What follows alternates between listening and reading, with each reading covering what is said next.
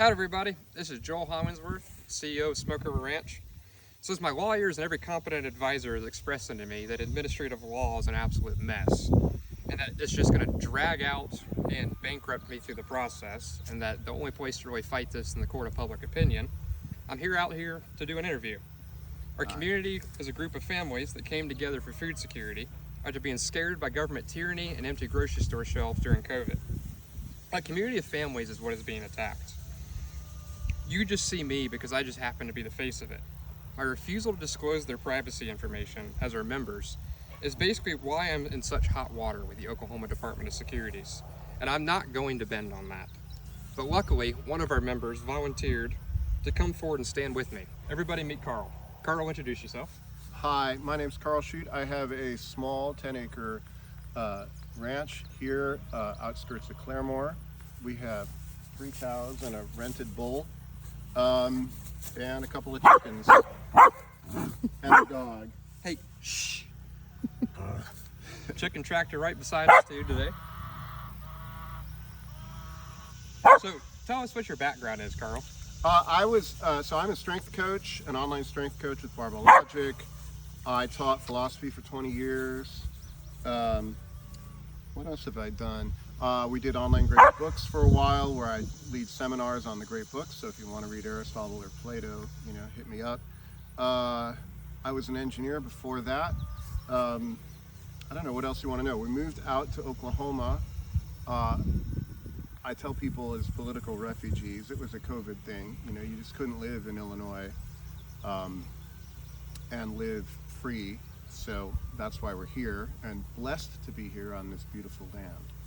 What brought you into farming from that background? Okay, so one of the books we read for Online Great Books was Alan Savory's Holistic Land Management, which ruined my life because it convinced me that we had to do it, that you have to manage, that this land needs ruminants on it. That means cows, it needs cattle. It's not just grass, it's grass going through the digestive system of the cattle and going back onto the ground and getting the fungal growth, and Joel could tell you more on that. But the land needs the animals need the land, and the land is, well, when your soil goes away, your civilization dies. And so I became convinced of that, and it's a conviction. I read some other stuff, Johann Zeitzman and Small is Beautiful, a bunch of other stuff. That we have to protect the land. Well, I'm small scale, I have 10 acres, I'm doing it the best that I can here, but at least I'm doing it. You could think of it as practical carbon sequestration. Everybody worries about carbon. Well, I'm putting it back in the land here with cattle. So that's what I'm doing. And so you're kind of connected some because of your Catholic faith to the Catholic land movement as well. And I know you've told me some stories about this being a part of a spiritual journey for you as well. Can you elaborate on that some? So everything we say in our liturgy, we offer you own from your own for all and for the sake of all. Okay, so everything comes from God, and then you give it back. And we do that in the liturgy on Sundays. But we also do it, I think, with everything that you do in your life. Everything's Eucharistic. So I have been very fortunate in my life. We can live out here. I can see the stars here. I have land. I can stretch out. But that comes, I think, with strings attached. I don't think that you should just have 40 acres and mow it. I think you have to do something with your land, or go live in a townhouse and let somebody else do it. So I think this land comes with an obligation. I need to leave it better than I found it. I need to plant fruit trees. I need to have the soil be good. I think it's actually a religious vocation. I wholeheartedly agree with you on the responsibility of stewardship and the duty we share as citizens to do it. Do you remember how we met and what kind of business we did together before we even became a Herdshare member? Yeah, I needed fencing. Oh yeah, I'd forgotten that. I needed fencing, and so I met Joel off in Pryor somewhere to get vinyl fencing from, what's the company? Timeless, yeah, which I have all around.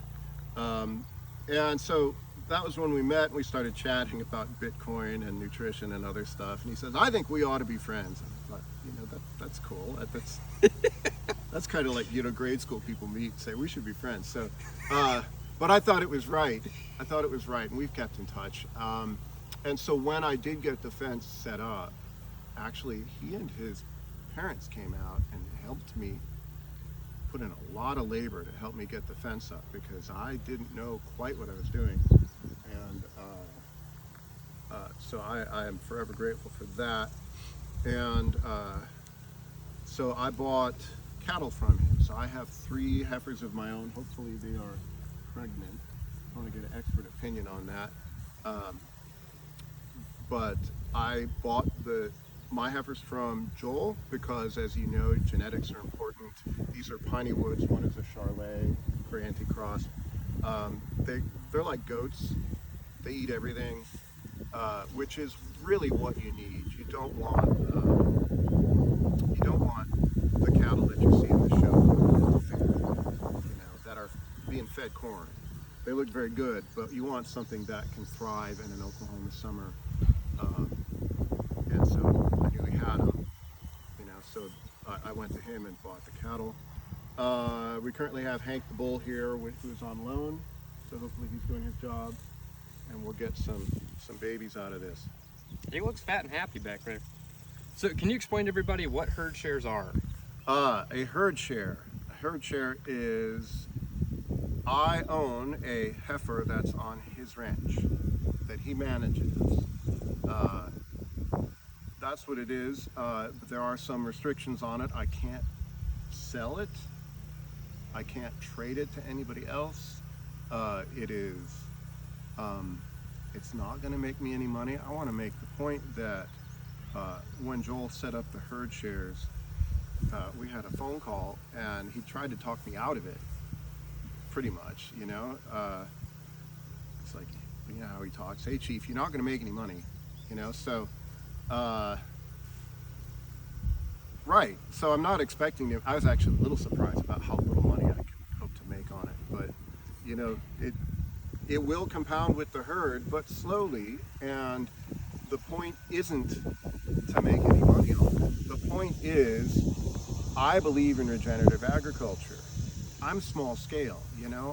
I'm doing what I can on my land. But how do you support what needs to be done in agriculture? How do you do it? Well, if the herd share model catches on, you could buy a herd share. I know some young people that maybe might be interested in ranching if it weren't so difficult to get started.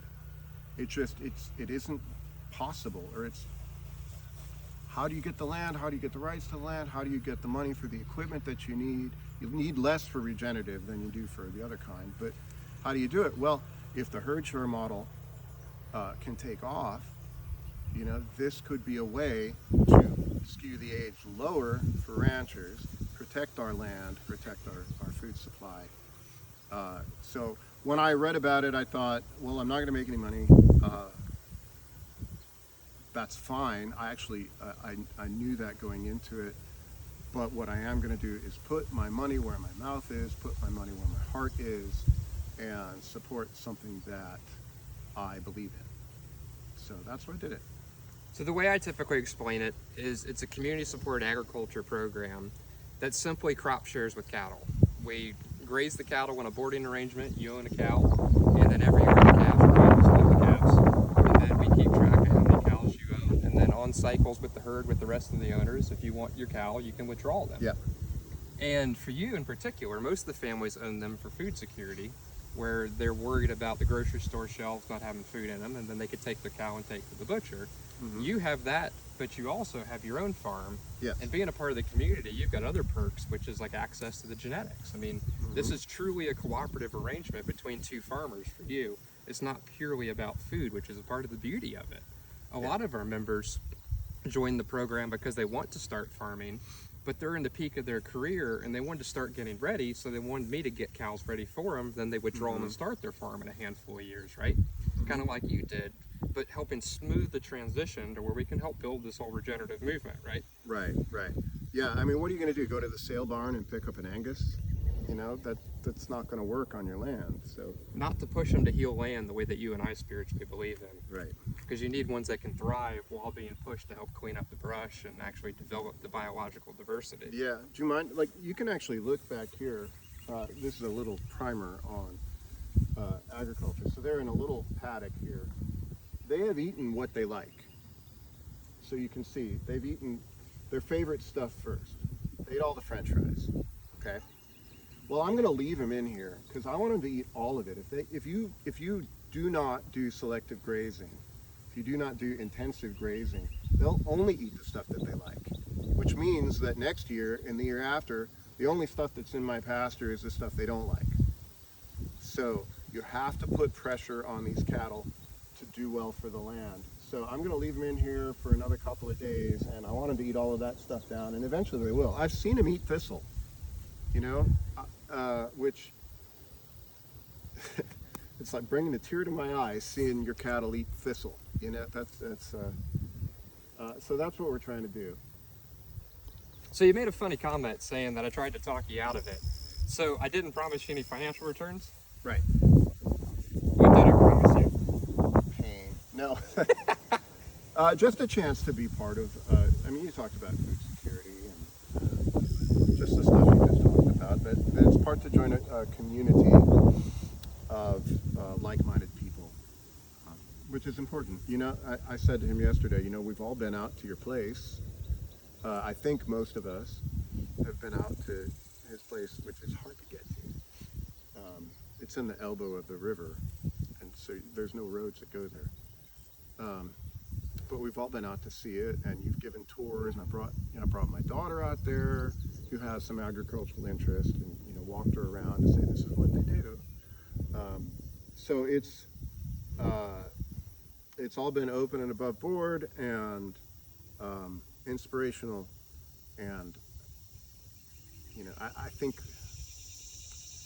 we need more people to farm in this way, and we need to take away obstacles to this kind of agriculture as much as we can. What would you say, last question, to the department that's investigating us, and what are your feelings about what they're doing to our community? Well, I want to be nice. I want to be good. There's a place for investigation, securities fraud. Sure. I know that there's fraudulent activity out there. I know people who've gotten scammed. This isn't it. He would be the worst scammer in the world because he told me not to do it, pretty much, which is the opposite of what you would expect. It's just, I don't think I think it's a mistake. I think the instincts are probably good to protect people from fraud, but I think the target is wrong here. And I would hope that they would see their way to letting this just pass and just let us try it, okay? If none of us have complained, let's see if we can make this work. And it leaves the question of why. Why would I try to talk people out of it? And for me, we're trying to create change in an industry that's pretty broken.